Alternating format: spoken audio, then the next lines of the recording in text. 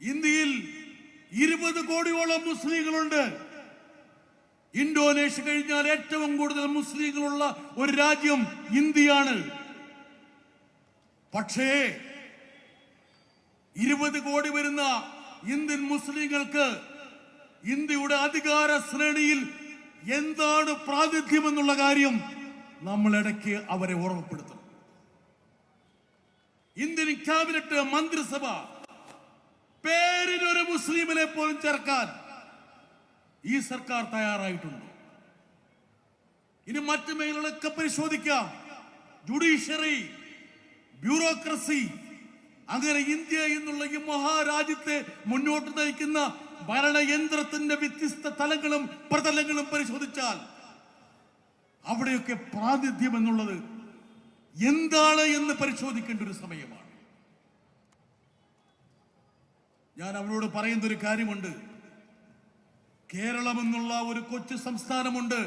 നിങ്ങൾ കേരളത്തെ അപകീർത്തിപ്പെടുത്താൻ വേണ്ടി കേരള സ്റ്റോറി പോലുള്ള സിനിമകളുമായിട്ട്, സെപ്റ്റിക് ടാങ്കിൽ ഇടേണ്ട സിനിമയാണ്. സെപ്റ്റിക് ടാങ്കിൽ 33,000 പേരെ മതം മാറ്റി മുസ്ലിങ്ങളാക്കി സിറിയയിൽ അയക്കിച്ചു എന്ന് പറഞ്ഞ് ഒരു സിനിമ എടുത്തപ്പോൾ ആ സിനിമയുടെ ബ്രാൻഡ് അംബാസഡറായി ഇന്ത്യയുടെ പ്രധാനമന്ത്രി അവതരിച്ചു എന്നുള്ള കാര്യം കൂടി മറക്കരുത്.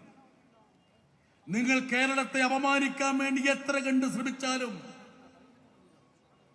കേരളത്തിന്റെ സാഹോദര്യവും മതമൈത്രിയും ഞങ്ങൾ കണ്ണിലെ കൃഷ്ണമണി പോലെ കാത്തു സംരക്ഷിക്കും. നിങ്ങൾ കേരളത്തെ വിഭജിക്കാൻ വേണ്ടി കേക്കുമായി അരമനകൾ കയറിയിറങ്ങിയാലും ഞങ്ങൾ അതിൽ പതറില്ല എന്ന് പറയാനുള്ള എന്റെ മനസ്സിൽ ഏറ്റവും പ്രധാനപ്പെട്ട കാരണങ്ങളിൽ ഒന്ന് എന്ന് പറയുന്നത് മനുഷ്യർക്കൊപ്പം നടക്കുന്ന ഇതുപോലുള്ള ആത്മീയ വര്യന്മാരാണ്. ജാതിയുടെയും മതത്തിന്റെയും അതിർവരമ്പുകൾക്ക് അതീതമായി സാഹോദര്യത്തിന്റെ, മാനവികതയുടെ ഒരു പ്രതലം നെയ്തെടുക്കുന്ന കേരളത്തിലെ പ്രബുദ്ധരായിട്ടുള്ള സാമൂഹ്യ ആത്മീയ നേതാക്കളുടെ സാന്നിധ്യം നമുക്ക് ചൈതന്യമേകുന്നുണ്ട് എന്നുള്ള കാര്യം മറക്കരുത്.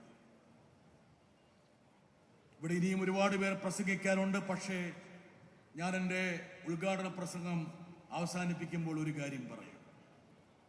എന്തായാലും എന്നെ ഇവിടെ വിളിച്ചപ്പോൾ ഞാനൊരു CPM-ന്റെ MP എന്നുള്ള ആ ഒരു ലേബലും കൂടി കണക്കിലെടുത്തായിരിക്കില്ലേ? അങ്ങനെ ആയിരിക്കില്ലേ? ആയിരിക്കും. ഒരു കാര്യം ഞാൻ പറയാം. ഞങ്ങൾ പാർലമെന്റില് ചെറിയൊരു ന്യൂനപക്ഷമായിരിക്കും. പക്ഷേ ന്യൂനപക്ഷങ്ങളുടെയും പിന്നോക്കക്കാരുടെയും ദളിതരുടെയും പീഡിപ്പിക്കപ്പെടുന്നവരുടെയും ഉറച്ച ശബ്ദമായി അവസാന ശ്വാസം വരെ ഞങ്ങളെ പോലുള്ളവർ അവിടെ ഉണ്ടാകുമെന്നുള്ള ഒരു ഉറപ്പ് ഈ മുതലക്കുളത്തെ ഈ ജനാവലിക്ക് ഞാൻ നൽകുകയാണ്. കേരളത്തിലെ സാഹോദര്യവും മതമൈത്രിയും സംരക്ഷിക്കാനുള്ള ഏറ്റവും കരുത്തുള്ള പടച്ചട്ടയായി ഇടതുപക്ഷം എന്നും നിലകൊണ്ടിട്ടുണ്ട്, ഇന്നും നിലകൊള്ളുന്നു, നാളെയും ഞങ്ങൾ നിലകൊള്ളും എന്നുള്ള കാര്യം ഇവിടെ ഈ വേദിയിൽ വെച്ച് ഞാൻ പ്രഖ്യാപിക്കുകയാണ്. എന്തെങ്കിലും തരത്തിൽ നിങ്ങൾക്കൊരു സന്ദേഹമുണ്ടെങ്കിൽ ആ സന്ദേഹം മാറ്റിവെച്ചു. ഇതൊക്കെ നിങ്ങളുടെ വോട്ട് മേടിക്കാൻ വേണ്ടി ജോൺ ബ്രിട്ടാസ് പറയുന്നതാണെന്ന് ചിന്തിക്കേണ്ട. നിങ്ങൾ വോട്ട് ചെയ്താലും ചെയ്തില്ലെങ്കിലും നിങ്ങളോടൊപ്പം നിലയുറപ്പിക്കുക എന്നുള്ളത് ഞങ്ങളുടെ ഏറ്റവും പ്രധാനപ്പെട്ട ദൗത്യങ്ങളിലൊന്നാണ്. സമർപ്പിതമായ ദൗത്യമാണ്. അതാരും ഞങ്ങൾ നിക്ഷേപിക്കുന്ന ഒരു ദൗത്യമല്ല. ഞങ്ങൾ നെഞ്ചോട് ചേർത്ത് പിടിക്കുന്ന ഏറ്റവും പ്രധാനപ്പെട്ട ഒരു ലക്ഷ്യമായിട്ടാണ് ഞങ്ങൾ അതിനെ കാണുന്നത്. ഇവിടെ നമ്മളെല്ലാം ഒന്നാണ് എന്ന് വിശ്വസിക്കുന്ന ഒരാളാണ്.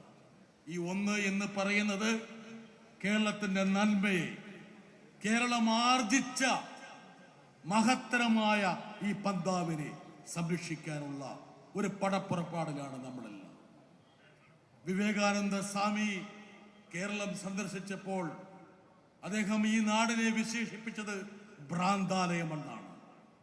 ആ ഭ്രാന്താലയത്തിൽ നിന്ന് സാഹോദര്യത്തിന്റെ ഏറ്റവും പ്രധാനപ്പെട്ട വിളക്കുമാടമായി കേരളം മാറിയിട്ടുണ്ടെങ്കിൽ ആ ദീപത്തെ സംരക്ഷിക്കാനുള്ള ഉത്തരവാദിത്തം നിങ്ങളിലും എന്നിലും നിക്ഷിപ്തമായിരിക്കുന്നു എന്നുള്ള ഒരു ഓർമ്മപ്പെടുത്തൽ കൂടിയാണ് ഉസ്താദിന്റെ ഈ കേരള യാത്ര എന്നുകൂടി പറഞ്ഞുകൊണ്ട് ഈ മഹാറാലി ഔപചാരികമായി ഉദ്ഘാടനം ചെയ്യുന്നു. ഉസ്താദിന്റെ ദീപ്തമായിട്ടുള്ള ഈ യാത്ര കേരള സമൂഹത്തെ സ്ഫുടം ചെയ്തെടുക്കട്ടെ എന്ന് ആശംസിച്ചുകൊണ്ട് ഞാൻ എന്റെ വാക്കുകൾ നിർത്തുന്നു. നന്ദി, നമസ്കാരം.